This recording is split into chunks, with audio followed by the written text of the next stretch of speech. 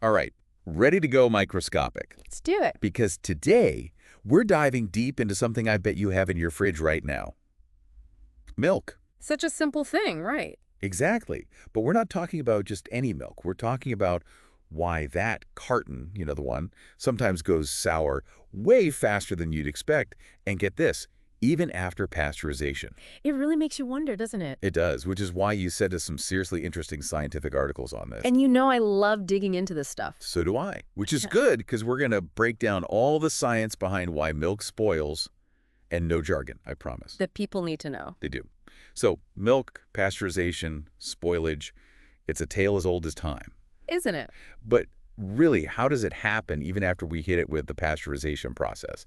That's what we're here to uncover. Well, first, we got to hand it to pasteurization. It's pretty ingenious when you think about it. High heat to blast away bacteria. What's not to love? Exactly. A high heat blast that takes out a huge chunk of the harmful bacteria. But, and this is where it gets really interesting, some microbes out there, they're like, bring on the heat. Microscopic daredevils. They can actually survive those high temperatures.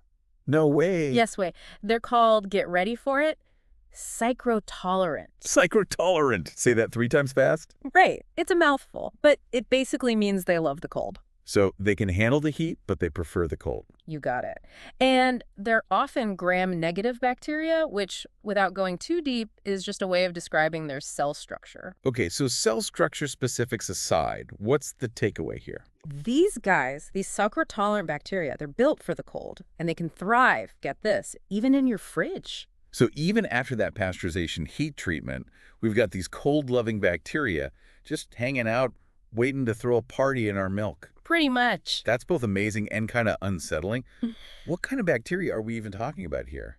Give me some names. Well, that symposium review article you sent, it actually pointed to a surprising culprit, Pseudomonas. Pseudomonas. Okay, I've heard of that one. Yeah, this one often gets missed, or at least overlooked, because it's not a coliform bacteria. In coliform bacteria, that's what's usually used to figure out if something's contaminated, right? Exactly. For the longest time, we focused on coliforms as the main indicator of trouble in milk. Like, if there are coliforms, then sound the alarm. Something's wrong. You got it. But what this research shows is that focusing just on coliforms, it's like checking your soup for saltiness, but completely forgetting to taste for pepper. Interesting analogy.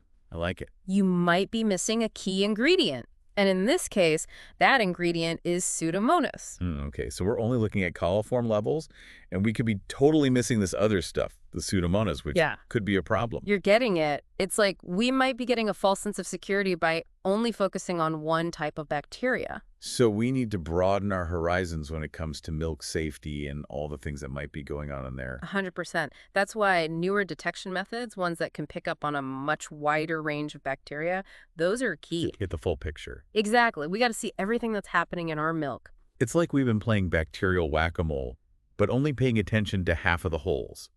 That's a good way to put it. But before we get into all the new detection methods out there, let's talk about something else that really blew my mind while I was reading these articles you sent. Okay, what's that? The way scientists are using the power of prediction to, understand how and why milk spoils. Ah, yes, the fascinating world of Monte Carlo simulations. Okay, Monte Carlo simulations, this sounds complicated. It's really not as scary as it sounds, I promise. Okay. Yeah. Think of it this way. Imagine you've got this virtual world, like inside a computer. Okay, so like a simulation. Exactly, a simulation where you can play around with all the things that might affect how milk spoils, right? So we're talking the types of bacteria hanging out in there. Storage temperature, we can change that up. Even how often contamination happens. Wow. So it's like we're in complete control of this little milk world. Exactly. And then here's the really cool part. We run thousands of simulations. Thousands. And each one has these little tweaks, little changes to the factors we talked about. Okay, so we're changing the temperature a little in this simulation, changing the bacteria a little in that one. You got it. And then we get to watch and see what happens to the virtual milk over time. That's wild. It's like running a massive experiment. But instead of using actual milk, we're doing it all on a computer. Exactly. Way less messy, too. I bet. But what's the point of all this? Why go to all the trouble of creating these simulations? So by looking at what happens in all these different simulations, scientists can start to predict, with pretty good accuracy, how different things, alone or together, can impact how long your milk stays fresh. So, like, they can answer the age-old question, what happens if my milk sits on the counter too long? Exactly. Or what if your fridge is a little warm? Does that really make a difference? These simulations can help us figure that out. That actually makes a lot of sense because I know my fridge can be a bit, well, temperamental sometimes. Don't worry, mine too. Speaking of temperature, there was this one part in that development of a Monte Carlo Yeah. article, you know, the one Yeah. where they were talking about how even small temperature changes, like just a degree or two, can have a big impact on how long milk stays fresh. It's true. Temperature is huge when it comes to milk. But really, a couple of degrees, is that really such a big deal? Oh, it's a bigger deal than you might think. Okay, I'm intrigued. Tell me more. Remember those cold-loving bacteria we were talking about earlier, those psychrotolerant guys? How could I forget? They're thriving in my fridge as we speak. Less.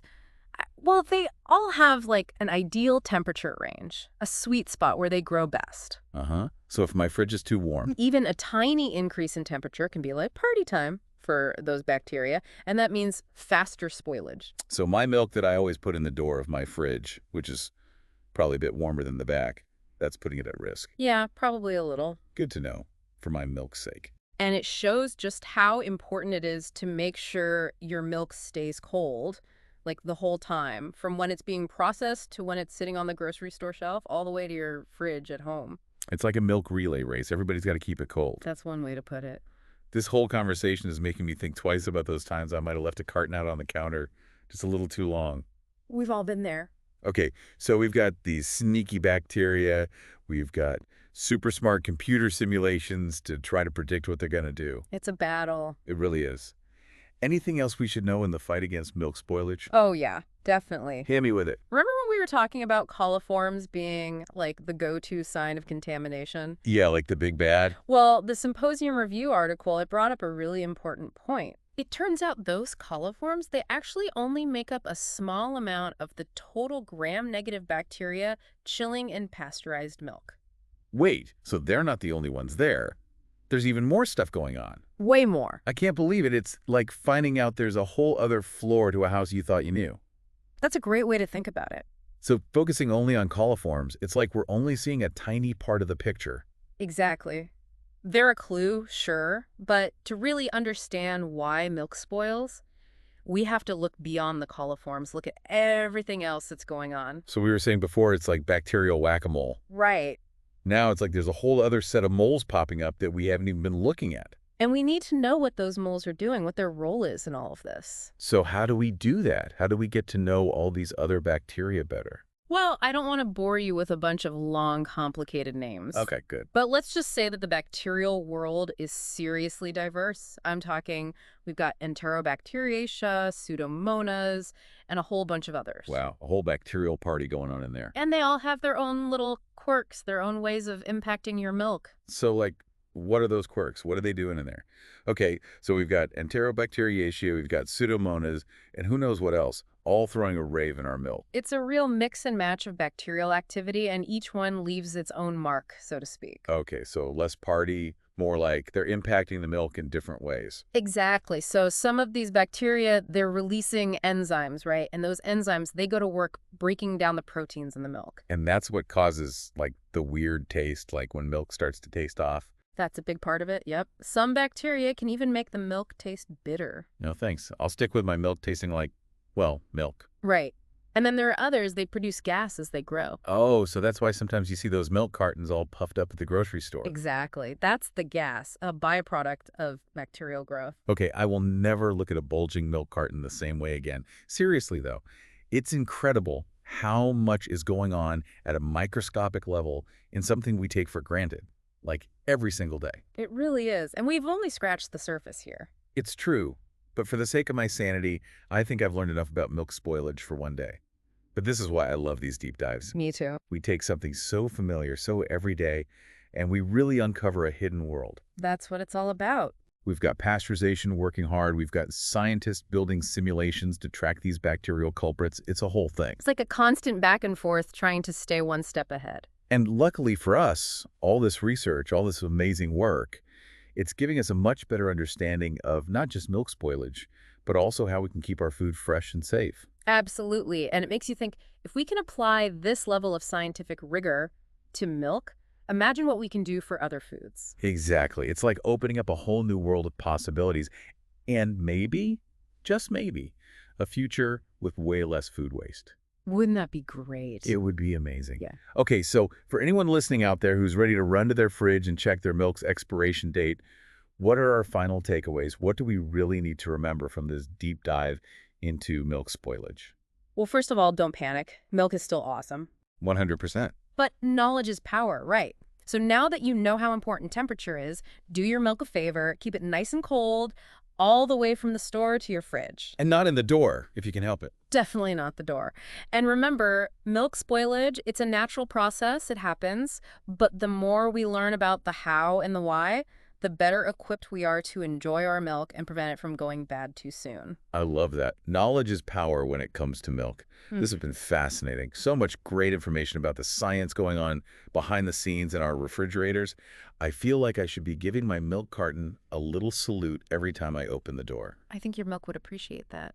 And on that note, we'll leave you with this. We've talked about milk spoilage, but what about everything else? How can we take what we've learned here and apply it to other foods, other areas of food safety and preservation? Think about it, keep those questions flowing, and until next time, keep exploring.